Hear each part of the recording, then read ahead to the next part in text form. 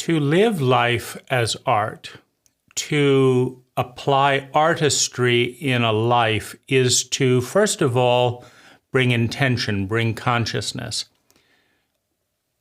But it's not just attention and consciousness, it's with a purpose of creating beauty, of facilitating goodness, right? Of weaving together different threads in imagination and beyond imagination to create something true, beautiful, and good. This impulse to create art brings about an aliveness. And in this video, I'm going to share some of the ways that I've brought art into my own life. Because whenever we create something, right, we bind up our energy, invest our energy to create something, and it's possible for what we create to destroy us, to create an obsession, to consume us in a way that, deteriorates our well-being. Well, I have this goal, I have this idea, and I slowly lose touch with my well-being, my values, etc., as I pursue that goal. Right? It's also possible to create something that elevates us. We create it and it lifts us. We create an idea, and the idea inspires us. And we plant a garden, and the garden feeds us. Right? So we have this dance with creativity, and a lot of the artistry is about coming back to center so that we're not tipping over with our creativity, with our project. In my life, the first artistry came in kind of exploring architecture, the architecture of divinity, right? Raised as a Christian, there are many passages in the Bible, including parts of the Ten Commandments, which are all based on fear, right? A punishing deity that demands loyalty and demands, fealty in a certain way. And the question is, what do I want to believe? Like if I have these ideas over here and these possibilities over here, do I want to live in fear of a punishing God, or do I want to create something more beautiful? And so the thought that made the most sense to me, that had the most goodness and beauty in it, was that divinity is much bigger than the human mind. It's whatever we can imagine.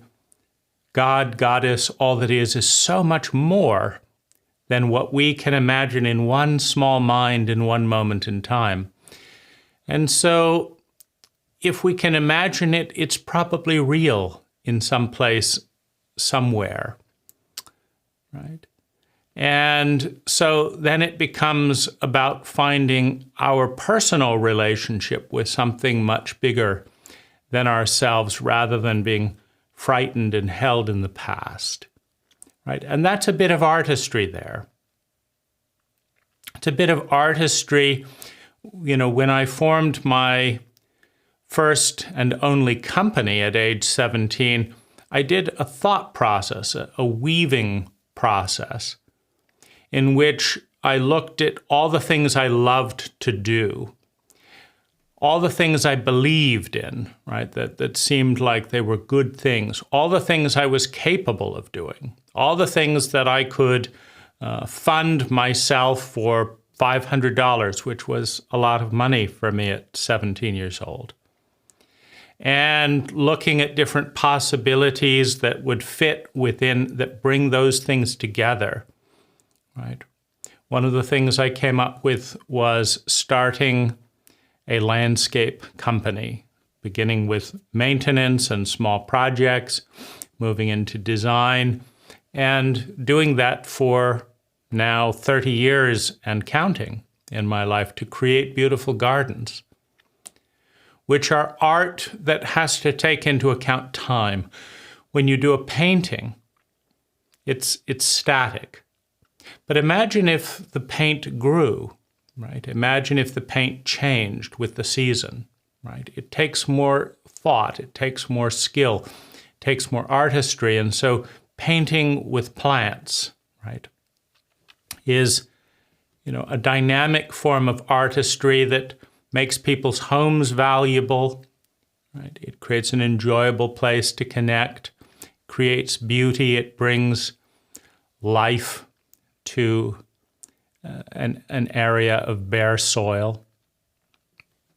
How to weave together function, what do you use in the space? But if we step back beyond the artistry of the project, we have the artistry of the company. What is the art form of relating with a client? What is the art form of design? And what is my relationship to the work, to the company?